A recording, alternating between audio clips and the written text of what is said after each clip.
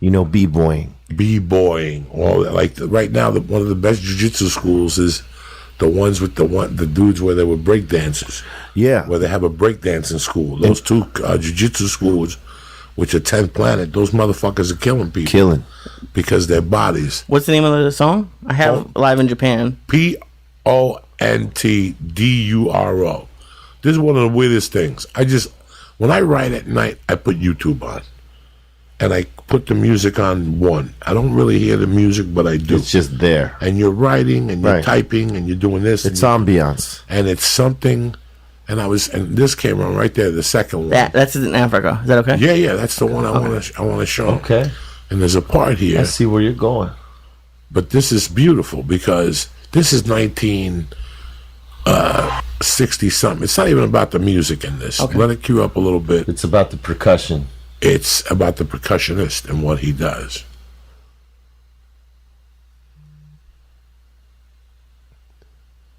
Okay, so the guy is playing bongos with sticks.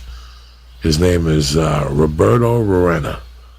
All right, you see him? Yeah. With the fucking Earth, Wind, and Fire suit on. the only Puerto Rican dude with an Earth, Wind, and Fire suit on. That's Ray Barretto. All right, and then speed it up a little bit, Lee. They start dancing and singing and fucking around. And then you got Hector Lavoe there. You got Ismael Rivera. You got an all-star band. They're in... Keep going, keep going, keep going. Keep going, keep going, keep going. And there's a scene here where the bongo player starts dancing, but I want you to see what he's doing. Right there. Go. Right there. Flick it. Watch what he's doing. This is 1973. Rick James live from Africa, 71. This is, or 73, or 74. This is before Muhammad Ali fought one of the big fights. George Foreman. They decided to do a concert for peace. And they got B.B. King and, they got everybody. The FANIA ALLSTARS, and they got this guy and that guy, but the most impressive was Rick James. Was James Brown. Sorry about that. James Brown in live. I'm sorry, fucking Rick James. Rick James is smoking crack in Buffalo. All right. The payback. Yeah. So this was the concert before the fight. I don't even know how old he is here, but put this on loud. Ladies and gentlemen, he's got to be in his 30s by here. Maybe 40s. Maybe 40s. This man will make your liver quiver. Now this is Africa. This is not the Bronx or Los Angeles. Your bladder splatter. This is nowhere. This man will freeze your knees. If you will, let's all welcome the world's godfather of soul, soul brother number one, James Brown. This guy went from being the cape guy to the announcer. Look at this savage. He came out with an entourage like he was gonna box somebody. Look at him. Here we go. Here we go. This shit. This was Michael Jackson. This was Prince. He showed him how. This was, I just showed you a Spanish dude that nobody's really heard of. Breakdancing in 1970. That was maybe 72. Yeah. Because the FANIA ALLSTARS big tapes were Japan, Africa, and they did Yankee Stadium, and the Puerto Ricans danced so much that was the first time they ever thought about canceling a baseball game the next day because the field was fucking torn up to shreds. Fucked up. Oh man, that's awesome. And you still tour. Yeah. Now, who do you tour with every other week? Like every week you tour with somebody fucking different. Like, well, one week you're with the Beatles, the next week you're with Soundgarden. The last year and a half I've been juggling between, Cypress Hill and Prophets of Rage.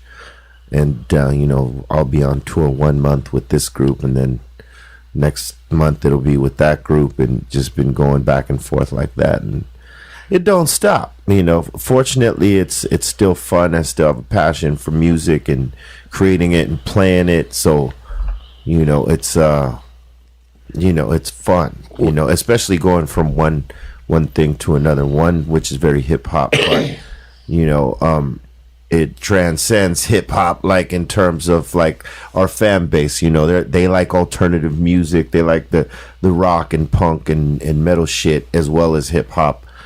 So it's a different type of energy. But then you go with the Prophets of Rage, and these motherfuckers just like rocking the fuck out. So it's two completely different energies, but it's fun on both ends. It's sometimes it gets a little bit much because you're away from home for so long, and if I got a family, so it's kind of hard being away from the family so much. But in terms of what we've been trying to do with it, and the point we're trying to get across with the music, and then just as artists rocking the fuck out, it's everything is going really well. We've been touring a lot, and we're about to take these next 2 months off, 3 months, whatever, and work on some new music for it, as well as we got some Cypress Hill music on deck coming out, like 2 albums, a lot of music. You said before the podcast that you're still having fun, and you just said it again. You've been doing it for at least 30 years, it sounds like. It probably even more. Were there times over that 30 years that it wasn't fun, that you didn't like it? Well, in this business, it's shark infested, so it's always going to be having its ups and downs because in the end, you're trying to put your music out there, you're trying to make a living, you're trying to do what you love and all that stuff, and there's a lot of politics in between all that. It's more than just making an album or a song and then putting it out, and then there's an explosion and you're famous and all this other shit. There's a lot of stuff in between that, and there's no actual school to teach you the process. Kind of got to learn hands on as the steps progress, what I mean, especially in hip hop.